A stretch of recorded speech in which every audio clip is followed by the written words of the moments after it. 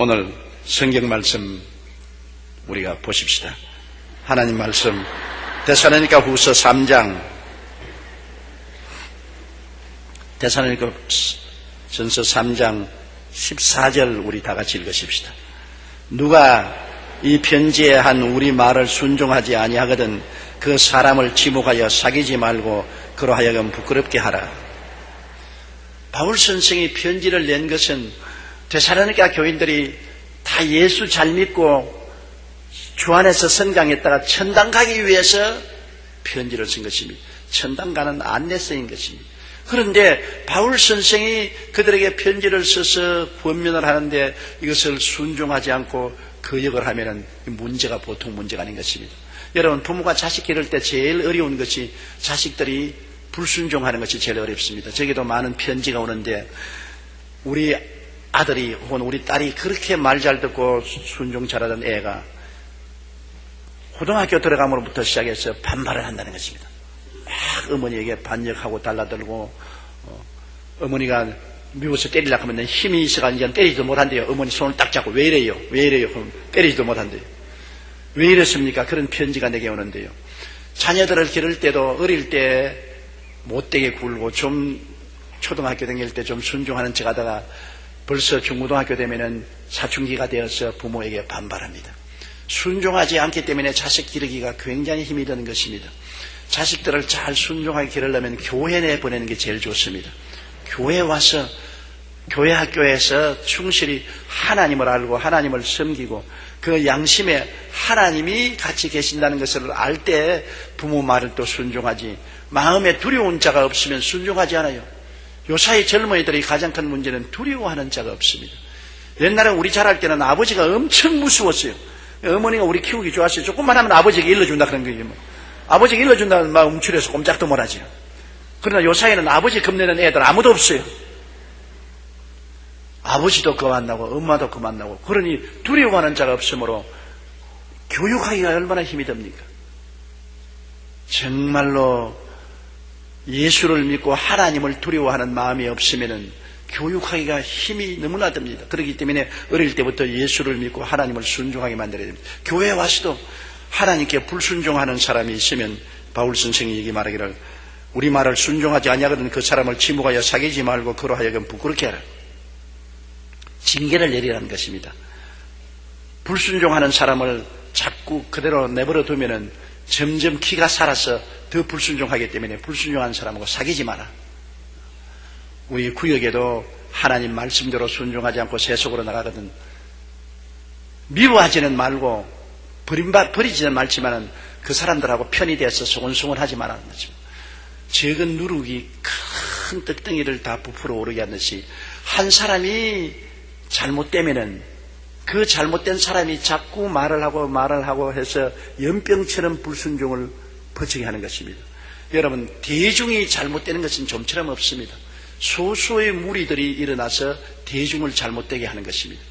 소련 공산주의가 될 때 국민 전체가 공산당이 된 것 아닙니다. 소수의 무리가 공산혁명을 일으켜서 대중을 전부 다 사로잡아버리고 말한 것입니다. 오늘 세상에서 데모하는데도 여러분, 사람들이 다 끌려서 데모하지 않아요. 데모 주동자 몇십 명이 그렇게 하는 것입니다. 거기에 끌려 들어간 것입니다. 데모 주동자 몇십 명이 야 데모하자 고함을 치니까 사람들은 얼떨떨거려서 따라가는 거예요.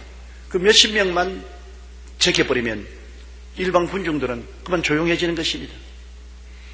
저도 48년간 목회하면서 우리 교회를 보면 구역에 한두 사람이 잘못되어 가지고서 이단과 사설에 빠져서 잘못된 집회로 가면은 전체 구역인들이 우리 전도사 모르게 목사 모르게 가자. 그러면 일반 양무리들은 너무나 순진해서 그만 따라가요. 그 한 두서너 사람 잘못된데 그냥 따라가서 이단과 사설에 빠져서 신세망칩니다. 옛날에 저 강원도에서 자칭 엘리야라는 사람이 있었는데 우리 지역장 구역장 몇 사람이 거기에 빠져들어가서 교역장 몰래 소곤소곤 해가지고서 많은 구역원들을 엘리야 동산으로 끌고 가서 가정을 파탄시키고 신앙에 파산을 시킨 일이 있습니다. 그러므로 이 몇 사람이 잘못된 것을 그대로 내버려 놓으면 안 돼요. 여러분, 누룩이 생기면은 빨리 누룩을 제껴야 돼요. 누룩을 제껴놓지 않으면 온 땅 덩어리에 다 퍼져들어가요. 그렇기 때문에 바울 선생은 순종하는 사람이 있거든 빨리 분리시켜라. 분리시켜서 그 사람으로 하여금 외톨이가 되어서 스스로 불순종하고 살다가는 공동체 속에서 살 수가 없다고 생각하고 회개하고 돌아오도록 하라. 우리는 9 형제간이 자랐으므로 9 형제간이 자라면서 지금 생각해 보니까 싸운 것밖에 기억이 안 나요. 형제간이 많으면 얼마나 싸우는지 몰라요. 기가 세어야 살아남지, 안 그러면 살아남지를 못해요. 요사이 같이 여러분 잘 사는 세계에서 방도 따로 주고 뭐 음식도 충분히 주면 모르겠는데 그때는 그렇지 않고 한 방에다가 이불 하나에다가 재우기 때문에 한 놈이 몸을 감고 휘돌아 버리면 전부 다 배탈 다 나요 그냥. 그러므로 내가 결사적으로 내 입을 잡아야지. 밥도 나는 늘 지금도 생각하는 건 우리 어머님께서 밥상 차려놓고 미리 먹지 마라 부적갱이 들고서 미리 먹지 마라. 그래서 전부 다 젓갈 들고서 탁 쳐다보고 있다가 자 먹으라 하면 맛이 있는지 없는지 생각해 볼 일 없어요. 내가 빨리 안 먹으면 동생들이 다 먹어버리기 때문에. 내가 늘 지금 기억나는 것처럼 우리 밑에 동생이 내가 조금만 집어먹으면 엄마 오빠가 먼저 먹는다. 그렇기 때문에 기가 세지 아니하면 살아남지를 못해요. 딸내 많은 집 딸을 며느리로 갔다 오면 굉장히 기가 세다고요. 살아남기 위해서 연단을 받았기 때문에.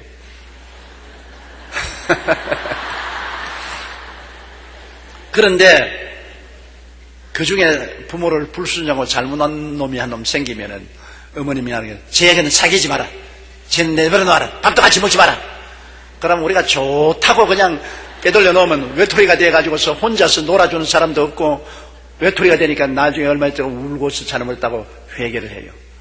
그런데 어머니가 외톨이로 혼자 내버려둬라 하는데 또 그 중에도 반발한 놈이 생겨가지고 외톨이하고 자꾸 사귀는 놈이 있어요. 짝을 지냈죠. 그러다가는 어머니에게 된탕 얻어맞지. 내가 외톨이로 가만두라고 했는데 왜 따라다니며 사귀느냐. 그러므로 잘못한 사람은 자기가 잘못한 것을 알게 되도록 공동체에서 분리시켜 놓으라고 말했었습니다. 그 참 하기 어려워요. 어렵지만은 잘못한 사람을 자꾸 응원을 해주면 기가 살아서 자꾸 더 잘못하게 되죠. 잘못한 것을 깨닫도록 공동체에서 분리시켜 놓으면 자기 잘못을 깨닫게 된다는 것입니다. 그러므로 성경에는 이 편지에 우리말을 순종하지 아니하거든 사람을 지목하여 사귀지 말고 부끄럽게 만들라고 했습니다. 스스로 부끄럽게 만든다. 하늘나라는 여러분 순종을 해야 갑니다. 하늘나라는 아버지 하나님 우리 주 예수 그리스도 성령의 인도를 순종해야 되고 또 양무리를 인도하는 주의 종을 순종해야 되는 것입니다. 주의 종은 일생을 바쳐서 하나님의 백성들을 인도하고 양무리를 치기 위해서 나온 사람이기 때문에 자기가 아는 한 최선을 다해서 양무리를 좋은 생명의 길로 이끌려고 하는 것입니다. 그런데 자꾸 주의 종에게 불순종하고 반항하면 양무리를 이끌 수가 없어요.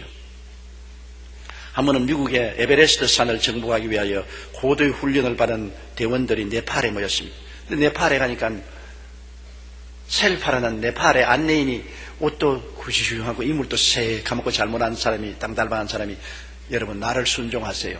나를 따르면은 저 산 꼭대기에 올라가지만은 나를 따르지 않으면은 못 올라가니까 다른 대원들이 저게 꼬락서니도 못생긴 게 우리는 고도의 전문가로서 에베레스트에 올라오려고 몇 년을 고도의 훈련을 받은 사람인데 전문적인 지식을 가지고 우리를 내버리고 자기를 따르라니. 그래서 안 따랐습니다. 그러나 거기에 미국 사람 한 사람이 그를 따랐어요. 그 사람 이름이 짐 위테이크라는 사람인데 나는 정상에 꼭 올라가고 싶습니다. 당신이 하라는 대로 최선을 다하겠습니다. 왜냐? 그 사람은 알았습니다. 이 셀파는 평생을 에베레스트 산 밑에서 안내를 했기 때문에 어느 곳이 높고 낮고 바위가 있고 위험하고 어느 눈새타가 어려운지 다 알거든요. 다른 대원들은 자기들이 전문 지식이 갖고 셀파를 무시하고 순종하지 않고 자기들 길로 갔습니다. 중간에 조난을 당하고 못 올라갔습니다. 그러나 짐 휘테이크는 미국 사람으로서 처음 에베레스트 산 정복을 했습니다. 왜냐하면 이 셀파를 따라서 순종했기 때문인 것입니다. 길을 아는 사람을 따라가야 돼요. 내가 어릴 때 우리 동리에 그 아버지 이름이 별자인데 그 가족들도 전부 나오면 하는 별자네가 왔다. 애들만 지나가도 별자다. 별자는 별한 사람이란 말입니다. 별한 사람. 뭐 어떻게 장군이 돼서 별 바른 사람 아니고요. 별난 짓 하는.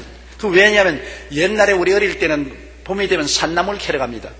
나무를 캐야 그 나무를 죽을 끓여 먹으니까 동리 사람들이 다 산에 가서 며칠을 산에서 먹고 자면서 나무를 잔뜩 캐가지고서 어깨에 걸머지고 지게에 걸머지고 옵니다. 그래 나 산에 올라가서 나무를 잔뜩 캐고 내려오는데 안내원이 그 산에서 이렇게 내려오는데 그 별자네 아버지가 아니 나는 안내원 따라갈 필요 없다. 나는 내가 지름길로 간다고. 자기는 다른 사람들 제껴놓고 자기 마음대로 길을 갔습니다.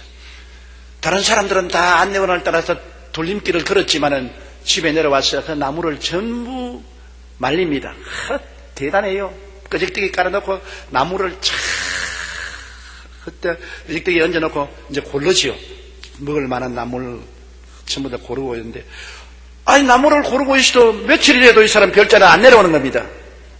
온 가족들이 그냥 놀라고 범행에 물려 죽은가 보다고 동리 사람들이 징을 치고 꽹가리를 울리고 도로 찾아 올라가니까 별자가 길을 잘못 들어서 바위에 미끄러져가지고 다리가 부러져서 들어 누워서 못 내려오고 있어요. 그래서 들것을 만들어서 짊어지고 내려왔습니다. 그때부터 그 사람 이름을 별자라고 붙였습니다. 자기 맘대로 별난 짓 한다고. 오늘날 우리 별자가 되면 안 돼요. 순종을 해야 돼요. 아는 길 아는 사람에게 순종을 해야 돼요.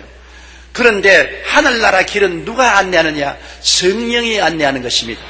예수님께서 말씀하기를 내가 너희를 고아와 같이 버려주지 않고 성령을 보내겠다고 말한 것입니다. 성령은 우리를 도와주는 도우미로서 우리를 보혜사 항상 함께 계셔서 우리를 도와주시는 분인 것입니다. 그렇기 때문에 우리는 항상 성령님을 인정하고 환영하고 모시도록 의지하고 성령의 도움을 받아서 하늘나라 길을 찾아야 되지. 인간의 지혜나 총명이나 모략이나 재능을 의지해서는 안 돼요. 우리 주의 종이 설교 준비할 때도 늘 기도를 하고 성령이여 이 말씀을 올바르게 해석하게 돼요.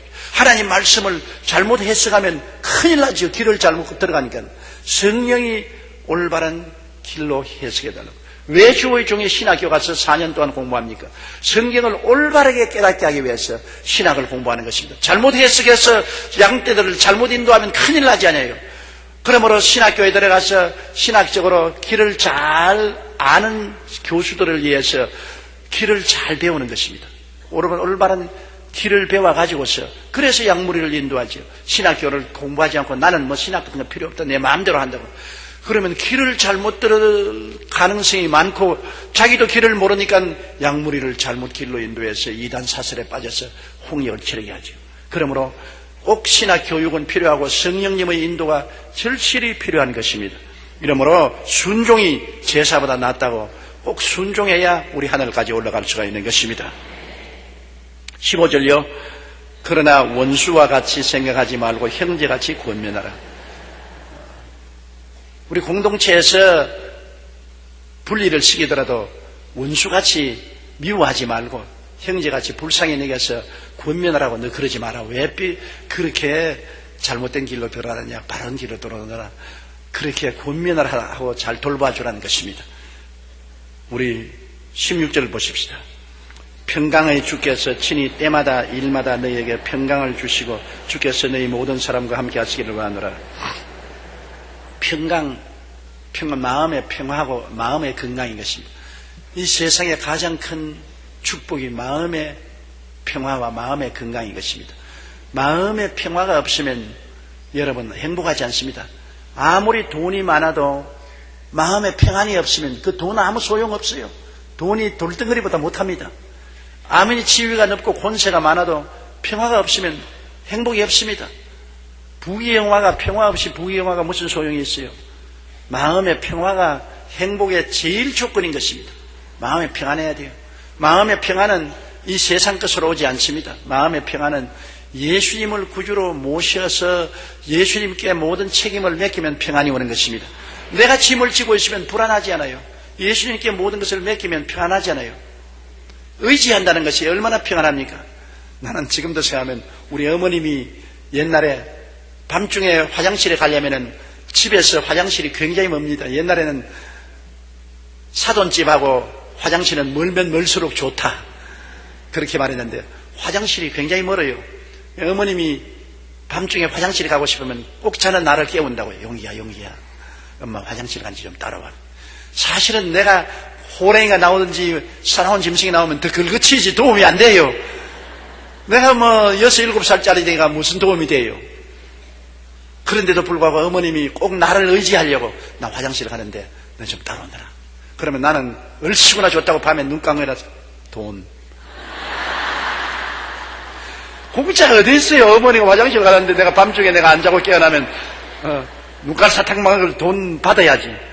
엄마 돈. 그러면 그래 내가 집에 줄게. 내가 집에 줄게. 꼭 줘야 돼. 그래 따라가서 어머니 화장실에 들어가면 밖에 오그리고 이러시면 엄마가 화장실에 들어가서 꼭 나오면서 용기야 거기 있냐? 엄마 여기 있어. 빨리 와. 그러면 엄마가 화장실에 갔다 오시면 아침에 내가 꼭 약속한 대로 돈 내놔. 그래서 어머니 화장실 가기로만 기다린다고. 돈을 좀 벌어야 과자를 사 먹을 것인데 어머니가 화장실을 안 가시면 돈을 내가 벌 수가 없어요.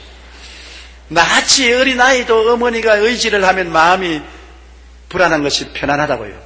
그러니 사람이 의지한다는 것이 얼마나 좋은지 몰라요. 나이가 늙으면은 부부간에 서로 오래 함께 살아야 될 것이, 왜냐하면 젊을 때는 육정으로 살고 그 다음에는 인정으로 살고 나중에는 서로 동정해 줄 사람이 있어야 되는 것입니다. 서로 곁에 있어야 체온을 느껴야 마음에 불안하지가 않습니다. 늙으면 혼자 살면 굉장히 불안해요. 굉장히 불안해요. 이제 한 가지 같이 살면 좀 복잡하고 괴로운 것이 있어요. 코 고는 것. 늙으면 꼭 코를 골거든. 와릉와릉 곁하면 이건 잠을 잘 수가 없어요. 그렇기 때문에 빨리 코 골기 전에 미리 자야지. 늦게 자다가는 코 골기 때문에 못 자. 그건 불편하지요. 콜고는 불편하지만 그러나 꼭 곁에 사람이 있어야 마음이 든든하고 마음이 훈훈하는 것입니다. 그 외롭게 혼자 사는 것이 참 좋지가 않아요. 요새 젊은이들은 결혼을 안 해요. 왜 결혼하냐? 결혼하라고 하면 아이고 결혼하면 남편 자꾸 간섭하고 아내 어디 갔다 왔느냐, 몇 시에 왜 들어오지 않느냐, 뭐냐 간섭하니 혼자서 돈 벌어서 깨끗하게 살면 좋다. 혼자 사는 거 젊을 때는 좋지요. 젊을 때는 진짜 좋아요. 나 같은 경우에 봐도 혼자 살면 젊을 때는 혼자 살겠어요. 그러나 나이 늙으면은 정말로 외롭습니다. 정말로 같이 있는 좋은 사람이 절실히 필요하지요. 그런데 하나님이 같이 계시면 이야말로 대박이 터졌지. 왔다지요. 사람을 의지해도 마음이 편안하고 개를 의지해도 마음이 편안한데 더구나 하나님이 우리와 같이 계시니 그 하나님이 평강의 하나님이십니다. 우리를 사랑하고 하나님 자체가 평강의 하나님이니 우리에게 평화와 마음의 건강을 주시는 하나님이 우리와 같이 계시니 편안하지요. 예전에 소련의 유명한 문호요 부자였던 톨스토이가 소설가로 또 부호로 명사로 이름이 높았지만 마음이 늘 편안하지 못했어요. 죄책이 마음에 있고 불안하고 고통스러운데 하루는 시골길을 가는데 농부가 노래를 부르면서 일을 하는데 그렇게 평화스럽게 보여요. 그래서 노인장 한 가지 묻습니다. 당신 보니까 노동하는 사람으로서 별로 수입도 많지 않고 중노동을 하고 살면서도 왜 그렇게 평안하고 즐겁습니까? 그러니까 여보 나는 예수님이 마음속에 있어. 예수님께 기도하고 내 짐을 다 맡기고 예수님과 함께 노동하니 이렇게 마음이 편안하다고. 톨스토이가 거기에 크게 느꼈습니다. 그 농부보다도 월등하게 교육도 많이 받고 학문도 많고 유명한 소설가고 지위도 있고 명예도 있고 돈도 있는 사람이지만 그 겸허한 농부가 마음에 가지는 평화가 돈이나 지위나 명예를 주고 바꿀 수 없는 귀중한 것이었습니다. 그래서 톨스토이가 그때로부터 진실로 성경을 읽기 시작하고 회개하고 예수님을 발견하게 되고 예수를 믿고 의지하고 비로소 자기 마음속에 참 평안을 얻었다는 것입니다. 참 평안은 예수님과 만남으로 얻을 수가 있는 것입니다. 예수님 근처에 구경만 해서는 안 되는 것입니다. 예수님을 나의 구주로 모시고 예수님께 내 일생을 맡겨버리면 예수님이 나를 책임져 주시는데 하늘과 땅을 지으신 예수님이 나를 책임져 주시는데 내가 왜 평안하네요? 하나님을 사랑하는 자 곧 그 뜻대로 부르심을 입은 자들에게는 모든 것이 합력하여 선을 이루나니라. 주님이 책임지어서 선을 이루어 주실 것이니 주님께 의지하고 나가면 평강을 얻을 수 있는 것입니다. 그러므로 바울 선생은 여기 말하기를 평강의 주님께서 친히 때마다 일마다 너에게 평강을 주신다. 때마다 일마다 주님께 책임을 맡기고 의지하니 주님께서 마음의 평강을 주시고, 또 평강을 얻은 한 사람이 두 사람이 되면 더 평안하고 세 사람이 되면 더 평안하고, 평안을 가진 사람이 뭉칠수록 평안의 불길은 더 타오르기 시작하는 것입니다. 기독교 신앙은 공동체 신앙입니다. 혼자 믿는 것이 아니라 항상 두세 사람이 내 이름으로 모인 곳에 나도 너희와 같이 있다. 공동체 신앙입니다. 그러므로 한 사람이 평강을 얻으면 두 사람, 세 사람이 함께 평강을 얻게 되고 평강은 넘쳐나게 되는 것입니다. 17절요. 나 바울은 친필로 문안하노니 이는 편지마다 표시로서 이렇게 쓰노라.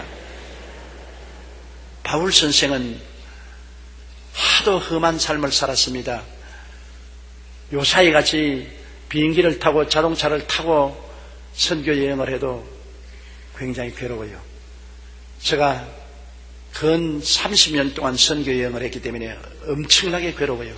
지금은 선교 여행 가라 하면 겁이 나요.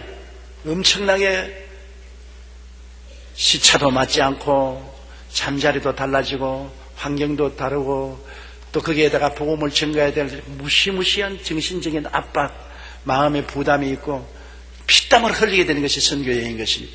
그런데 그 당시에는 비행기도 없고 차도 없고 걸어 다녀야 되고 돛담배 타고 풍랑을 만나고 배도 파손되기도 하고 위험이 많습니다. 그런 가운데 헐벗고 굶주리고 고생을 많이 하고, 또 바울은 엄청나게 매도 많이 맞고 감옥에도 많이 들어가고 고통을 당하기 때문에 나이 늙어서 몸이 쇠약해졌습니다.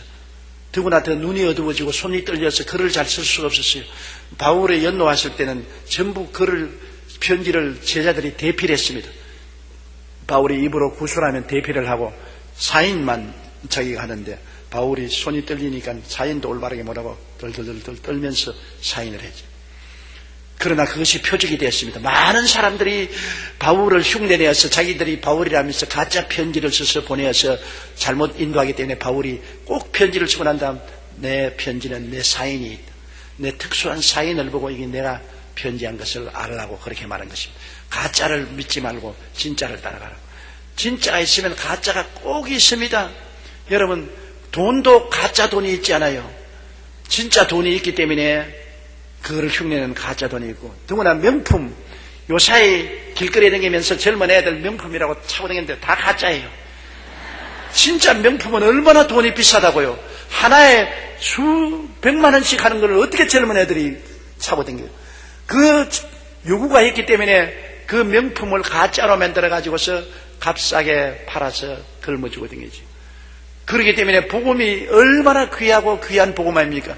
그렇기 때문에 가짜가 많아요. 목사도 가짜 목사가 많고, 주의 종도 가짜 주의 종도 많고, 복음도 가짜 복음이 많아요. 조심해야 돼요. 정말로 우리 영혼의 문제이기 때문에 우리는 정식적인 교파와 인정된 교회에 등록해서 교인이 돼야지, 뜨돌이 교파도 없고 인정도 못 받지는 사람이 나 특별한 계시 받았다고 나가서 외치는데 따라다녔다가는 폐가 망신하기 딱 좋습니다. 18절요. 우리 주 예수 그리스도의 은혜가 너희 무리에게 있을지어다. 은혜는 예수 그리스도로 말미암아 오는 것입니다. 은혜는 하늘에서 내려오는 단비와 같습니다. 은혜가 우리에게 쏟아져서, 은혜는 우리에게 없는 것입니다. 사람에게는 없는 것입니다. 은혜는 향수와 같습니다. 주님 이름으로 기도할 때 성령으로 우리에게 은혜를 주시면, 은혜가 오면 마음에 기쁨의 은혜도 오고 평안의 은혜도 오고 기도하는 은혜도 오고 담대해지는 은혜도 오고 약할 때 강하게 하는 은혜도 오고 실패할 때 축복하는 은혜도 오고 못 참을 때 참게 하는 은혜도 오고, 은혜는 하나님 아버지께로부터 예수 그리스도를 통해서 우리에게 하늘에부터 빛처럼 내려 쏟아지는 것입니다. 은혜가 얼마나 좋은지 몰라요. 은혜가 오면은 우리가 변화를 받습니다. 은혜가 없을 때는 전부 비한 땅같이 쩍쩍 갈라지고 정말 살벌하고 황폐한데, 은혜가 오면은 땅이 부드러워지는 것처럼 푹신푹신 가지고 모든 오곡백과가 물어있는 것처럼, 은혜가 오면은 우리 인격이 변화가 되어요. 은혜가 오면은 믿음, 소망, 사랑의 평강, 희락이 넘쳐나고 믿음, 소망, 사랑 속에서 우리가 아름다운 삶을 살 수 있습니다. 예수님의 은혜가 얼마나 좋은지요. 저는 그것을 왜 느끼냐면 하나님 말씀을 증거할 때 하나님께 간절히 기도하는 것은 하나님 오늘 강단에 설 때 은혜가 와 주시옵소서. 성령으로 은혜가 나를 붙잡아 주시옵소서. 은혜의 날개 밑에 들어가서 말씀을 증거해 주십시오. 그러면 은혜가 오면은 조용히가 달라져요. 내가 봐도 내가 달라져요.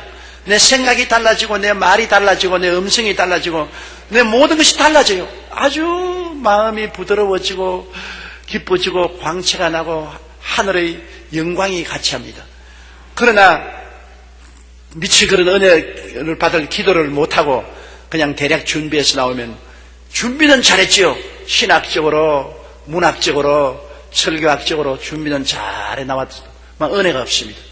은혜가 없으면 마음이 쩍쩍 갈라진 땅같이 되어서 아예 그냥 마음의 목소리도 갈라지고 마음도 갈라지고 음성도 갈라지고 생각도 어지럽고 도무지 하나님 말씀이 증거되지 않은 고통을 느끼는 것입니다. 은혜가 없으면 그렇게 돼요.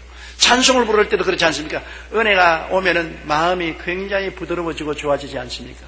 은혜가 오면은 마음이 축축한 비를 만난 것처럼 좋는데 은혜가 없고 딱딱하면 목에 새소리가 나오고 찬송도 안 나오고 오히려 고통스럽는 것입니다. 설교를 들을 때 하나님의 은혜가 오면은 마음이 부드러워지고 마음이 부드러워지면 몸도 부드러워지는 것입니다. 은혜를 받으면 부드러워져요. 내가 늘 그런 그 말 하지 않습니까? 옛날에 부산에서 밤에 철야기도 하는데 운동장에서 얼마나 추운 겨울인데 천막을 치고 부흥회를 하는데 내가 그 천막을 지킨다고 가만히 되게 들어주는데 너무 잠이 안 오니까 간증을 하잖아요. 그때 밤을 안 자고 엎드려 있다가 일어나서 간증하는 사람들, 얼마나 팔자가 기구한 사람들이 엎드려 있다가 간증하잖아요. 간증하는 것이 전부 다 유치해서 들을 수가 없어요. 그런데 그 아주 시골 경상도 사람이 나와서 간증하는 것, 지금도 내게 정정합니다. 여러분이요, 나만 이번 집회 와서 은혜 안 받았는데요. 은혜를 받았는데요. 은혜 받고 나니까 막 손이 되게 부드럽습니다. 막 손이 부들부들합니다. 아이고, 내가 그 소리를 듣다가 막 속으로, 아유, 저런 무식한 사람은, 아유. 무식이 땅보다 더 두껍다. 그냥, 은혜가 그냥 마음으로 오는 것이 무슨 은혜가 왔는데 손이 부드럽다니. 그러다 계속해서 말하는데, 손도 부드럽고요. 막 얼굴도 만지면 부들부들하단게요. 막, 부들부들하고 막, 얼마나 좋은지 모르는 게 뭐, 심리들다. 은혜 받아 있어, 은혜 받아 있어. 내가 젊을 때니까 몰라서, 너 같은 은혜 안 받는다, 나는. 아이고, 무식하다. 그랬는데 제가 주의 종이 되고 하나님 말씀을 증거하다가 보니까 와, 은혜가 오니까 마음도 부드러워지고 손도 부들부들. 손이 부드러워져요. 얼굴도 만지면 부들부들. 이 나이를 먹으면 여러분 손이 뻣뻣해지지 않습니까? 어린애들은 부들부들하지만은 이 나이 늙은 우리 형제 자매 여러분 손이 다 뻣뻣하지 않아요. 손이 뻣뻣해. 은혜를 받으면 나긋나긋해져요. 이런 나긋 부들부들. 나는 그때마다 그 경상도 촌놈이 생각이 나요. 와, 그분이 신학도 모르고 철학도 모르고 과학도 모르는 무식한 사람이었지만은 진짜로 하늘나라에는 달통한 사람이었구나. 은혜를 받았어. 부드러워졌다. 정말로 부드러워져야 돼요. 은혜를 받아서 인품도 부드러워져야 되고 말도 부드러워지고 표정도 부드러워져야 되고 행동도 부드러워져야 되고 몸도 부드러워져야 돼요. 그래서 은혜 받은 사람하고 살아야 돼요. 남편도 은혜 받아야 돼요. 아내도 은혜 받아야 되고요. 성도도 은혜 받아야 돼요.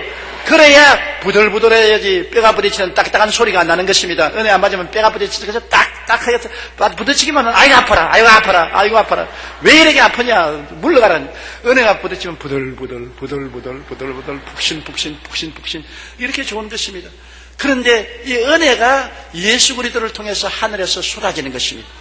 우리가 하나님께 기도하면 하나님은 언제나 우리에게 은혜를 주어서 이 살벌한 세계를 살아갈 수 있는 힘을 주시는 것입니다. 은혜가 없이는 살아갈 수가 없어요. 은혜가 있어야 이 살벌한 세상에서 평안을 가지고 미움이 꽉 들어찬 곳에 사랑을 가지고 슬픔이 있는 곳에 기쁨을 가지고 불안이 있는 곳에 평안을 가지고 고통이 있는 곳에 마음의 안심을 가지고 살 수가 있는 것입니다. 은혜, 이것은 예수 믿는 사람들만이 가질 수 있는 특권인 것입니다. 안 믿는 사람에게 은혜는 안 와요. 만나가 이스라엘 백성들에게만 임한 것처럼 은혜는 예수 믿는 사람에게만 임하는 것입니다. 예수 믿고 하나님께 순종하고 기도하고 찬양하는 사람에게는 매일 은혜가 임하는 것입니다. 그러므로 이스라엘 백성이 매일 아침에 만나를 거둔 것처럼 여러분 매일 아침에 하나님께 기도드림으로 은혜를 거두시기 바랍니다. 은혜는 매일 주시는 것입니다. 하나님은 은혜를 여러분이 말씀을 읽고 기도하면 만나를 거두듯이 은혜를 늘 받아서 그날 일용할 은혜를 받아서 은혜 가운데 살아갈 수가 있는 것입니다. 은혜 없이 사는 신앙생활에는 생지옥인 것입니다. 은혜 없이 세상에 사는 것은 고달프고 괴로운 것입니다. 그러나 이 땅을 천국으로 만들고 살만한 곳으로 만드는 것은 은혜의 만나를 받아 먹어서 그렇게 되는 것입니다. 은혜의 만나는 특정한 사람에게만 주는 것이 아닙니다. 이스라엘 백성 모든 사람에게 만나를 주신 것처럼 예수 믿는 모든 사람이 주님을 기대하고 나가서 엎드려 기도하면 은혜를 받게 되는 것입니다.